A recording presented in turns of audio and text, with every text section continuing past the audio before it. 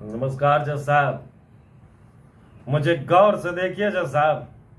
मैं वही राम विश्वकर्मा हूं जिसे आज से 10 साल पहले आपने इसी अदालत में भोला के कत्ल के जुर्म में उम्र कैद की सजा सुनाई थी।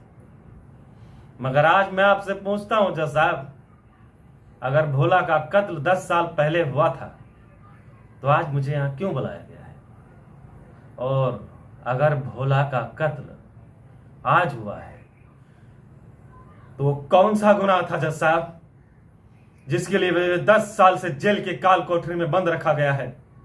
वो कौन सा गुनाह था जज साहब जो मेरी जिंदगी से 10 बेहतरीन साल छीन लिए गए? अब आप कहेंगे कि नामुमकिन है, लेकिन मुमकिन है हुजूर, मुमकिन है। ऐसी कई कहानियां इस अदालत में लिखी जा चुकी हैं जिसे सुनाने वाले अब जिंदा नहीं रहे। अगर मेरे भी गले में फांसी का फंदा पड़ गया होता तो मेरी भी आवाज हमेशा हमेशा के लिए खामोश हो गई। अरे जिसके दिल पे बीतती है उससे पूछिए जज साहब, पूछे सामने बैठी मेरी मां से। उसे इसलिए जलील किया गया ना कि वो मेरी मां है, एक हत्यारे की मां। लेकिन जज साहब, संसार की कोई भी मां अपने कोख से हत्यारा नहीं पैदा करती है। कोई भी मां गुनहगार या कातिल नहीं पैदा करती है।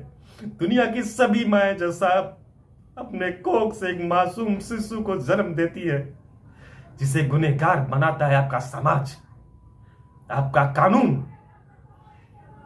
और आप जैसे न्यायाधीश।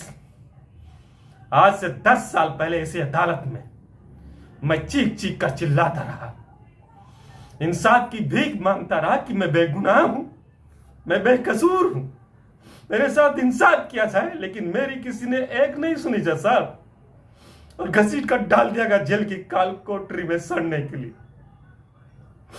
मेरे बीवी बच्चों को रोड पर गली गली भीख मांगने के लिए मजबूर कर दिया गया।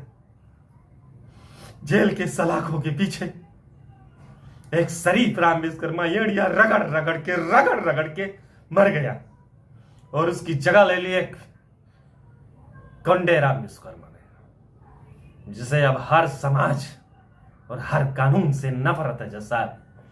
आज आपकी इस भरी अदालत में सबके सामने ये राम विश्वकर्मा सेना ठोक कर कहता है कि भोला का कत्ल मैं नहीं किया था।